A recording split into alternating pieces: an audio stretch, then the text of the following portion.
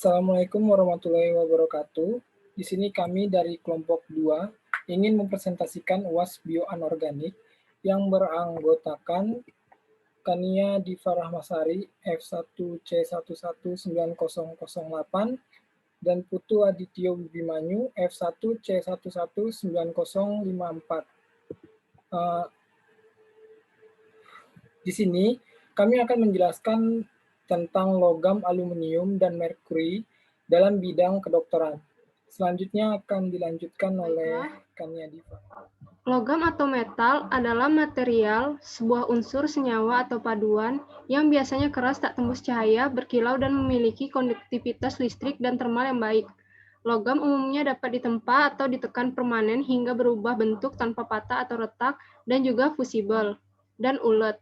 Beberapa logam dan paduan logam memiliki kekuatan struktural persatuan massa yang tinggi, sehingga dapat dimanfaatkan sebagai bahan yang berguna untuk membawa muatan besar atau menahan kerusakan akibat benturan. Paduan logam dapat direkayasa untuk memiliki ketahanan tinggi terhadap pergeser, torsi, dan deformasi.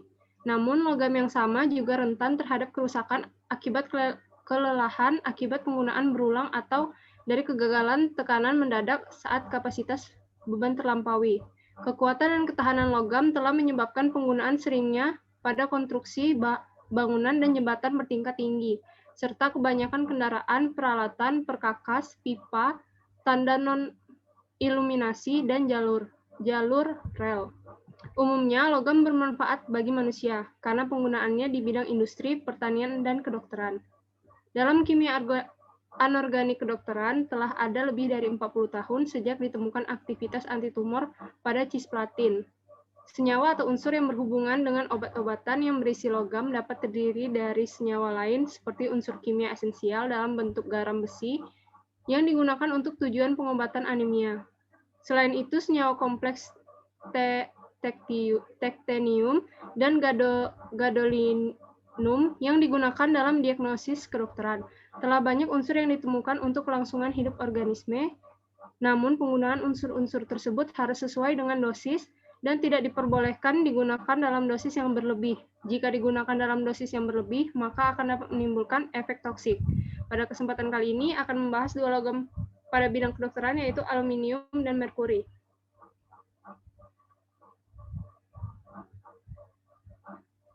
Yang pertama, aluminium. Aluminium ditemukan oleh Sir Humphrey Davy pada tahun 1809 sebagai suatu unsur dan pertama kali direduksi sebagai logam oleh H.C. Ørsted tahun 1825. Secara industri, tahun 1886, Paul Heroult di Prancis dan C.M. Hall di Amerika Serikat secara terpisah telah memperoleh logam aluminium dari alumina dengan cara elektrolisasi dari garam yang terfusi.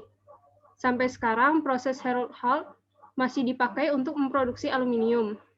Penggunaan aluminium sebagai logam setiap tahunnya adalah urutan yang kedua setelah besi dan baja yang tertinggi di antara logam non-ferro. Aluminium merupakan unsur kimia golongan 3A dalam sistem periodik unsur dengan nomor atom 13 dan berat atom 26,98 gram per mol. Struktur kristal aluminium adalah struktur kristal FCC. Sehingga aluminium tetap ulet meskipun pada temperatur yang sangat rendah. Keuletan yang tinggi dari aluminium menyebabkan logam tersebut mudah dibentuk atau mempunyai sifat mampu bentuk yang baik. Aluminium memiliki beberapa kekurangan, yaitu kekuatan dan kekerasan yang rendah bila dibanding dengan logam lain seperti besi dan baja. Aluminium memiliki karakteristik dengan logam ringan dengan densitas 2,7 gram per cm kubik. Adapun sifat-sifat dari aluminium antara lain ringan, tahan korosi, penghantar panas, dan listrik yang baik. Sifat tahan korosi pada aluminium diperoleh karena terbentuknya lapisan oksida aluminium pada permukaan aluminium. Aluminium adalah logam ringan dan cukup penting dalam kehidupan manusia. Salah satu unsur aluminium di bidang kedokteran yaitu aluminium hidroksida yang merupakan obat untuk mengatasi gejala akibat produksi asam lambung yang berlebihan. Obat ini dapat digunakan sebagai obat tunggal atau dalam bentuk kombinasi dengan magnesium hidroksida. Cara kerja aluminium hidroksida adalah dengan menetralisir asam lambung serta melindungi dinding lambung dari iritasi akibat asam lambung. Obat ini juga digunakan untuk mengurangi kadar fosfat dalam tubuh dengan mengikat fosfat yang berasal dari makanan. Aluminium banyak dimanfaatkan dalam kehidupan, akan tetapi bersifat toksik karena meningkatkan jumlah radikal bebas sehingga terjadi stres oksidatif penyebab apoptosis osteoblas. Aluminium hidroksida tersedia dalam bentuk tablet kunyah, sirup, tablet, dan kaplet. Aluminium memiliki efek bifasik pada kultur sel-sel tulang. Selain itu, terdapat senyawa aluminium oksida atau Al2O3 yang biasa disebut alumina, yang merupakan salah satu bahan penguat yang digunakan dalam kedokteran gigi. Tetapi di sisi lain, aluminium termasuk unsur logam non-esensial yang beracun bagi manusia dan hewan. Paparan tunggal aluminium pada manusia berjumlah 690 kasus. Dari jumlah kasus tersebut, terdapat 44 kasus keracunan ringan dan 9 kasus keracunan sedang. Manusia dapat terpapar aluminium dari makanan, air, dan obat-obatan. Aluminium sangat berbahaya bagi sel saraf, tulang, dan sel hemopoietik. Aluminium dapat terakumulasi di otak, tulang, hati, dan ginjal. Sedangkan akumulasi terbanyak terdapat di tulang, khususnya femur. Aluminium bersifat toksik karena meningkatkan jumlah radikal bebas sehingga terjadi stres oksidatif yang menyebabkan apoptosis osteoblas. Aluminium akan terakumulasi di bagian matriks mineralisasi, tempat osteoblas meletakkan kolagen tipe 1. Aluminium mencegah proses mineralisasi dan menghambat pengendapan osteoid dengan langsung merusak osteoblas. Gangguan mineralisasi pada tulang yang disebabkan kerusakan osteoblas dapat menyebabkan resiko fraktur spontan. Pada gangguan mineralisasi tulang, densitas mineral tulang akan lebih sedikit di bagian diafisis daripada di mineralisasi tulang. Daripada di bagian epifisis. Apabila aluminium yang diberikan dosisnya kurang, maka akan memicu stimulasi sel osteoblas dan osteoklas. Sedangkan aluminium pada dosis tinggi dapat menghambat sel-sel tersebut. Aluminium dosis 10⁻6 m yang diberikan pada kultur tulang dapat merangsang penyerapan kalsium, sintesis kolagen, aktivitas osteoblas, dan jumlah osteoblas. Aluminium dosis rendah dapat merangsang proliferasi osteoblas dengan cara meningkatkan 1,25 dihidrovitamin D3 dan osteokalsin yang diproduksi oleh sel osteoblas yang sedang berproliferasi.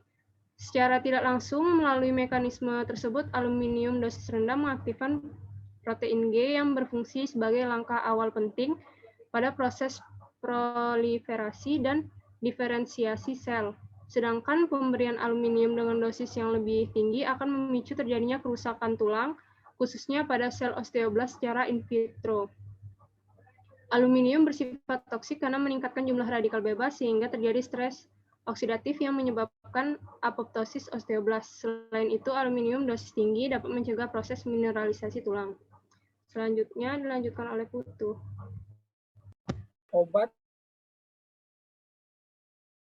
Obat antisifilis, antiseptik, desinfektan, dan astringen. Merkuri diabsorpsi oleh membran mukosa dan kulit sehingga menyebabkan keracunan kronik.